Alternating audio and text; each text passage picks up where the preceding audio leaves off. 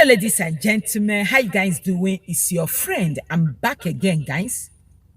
What I brought to you today is about Mazi Nnamdi Kanu.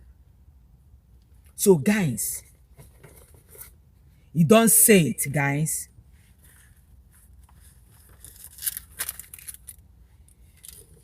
So, guys, Onoma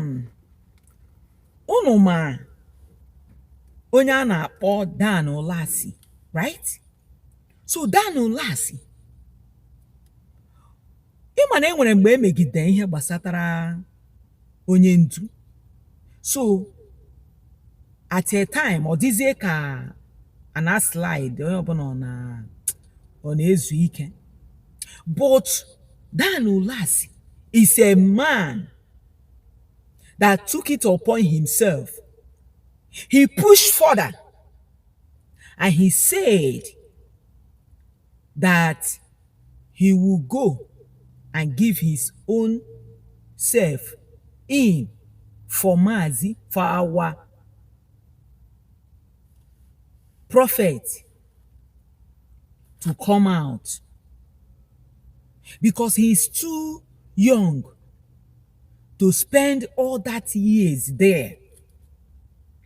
So he has been working on his release all this while.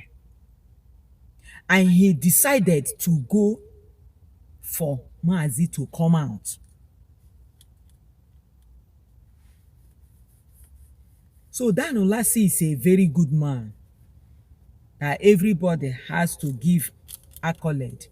He has tried his possible best, guys. And the other able men of Igbo land. In fact, I really appreciate all of them.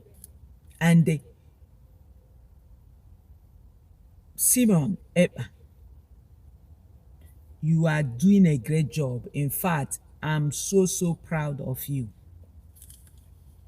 As we continue praying on Mazi Nnamdi Kanu's release, this is what I brought for you to understand what is going on. So now, this is what Dan Olasi decided to do. And he posted the video. And I know that video went so viral. So today, guys, agala ikpe maka onye ndu. So, and enyekwala ni date again. So, ana m ayọ onye ọbụla ka o tinye ya wu date le ekpere ka aga ije a ka Mazi pụta.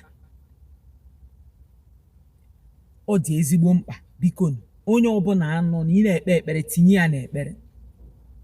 Ọ ga-adịrị Biafra niile mma, ọ ga-adịrị anyị ncha mma, ọ ga-adịrị Mazi Nnamdi Kanu mma na family ya, ọ ga-adịkwaziri Simon Ekpa mma, ọ ga-adịziri ndị niile tiri akala yawu ihe ịbịa na mmezu, ọ ga-adịrị anyị ncha niile la mma.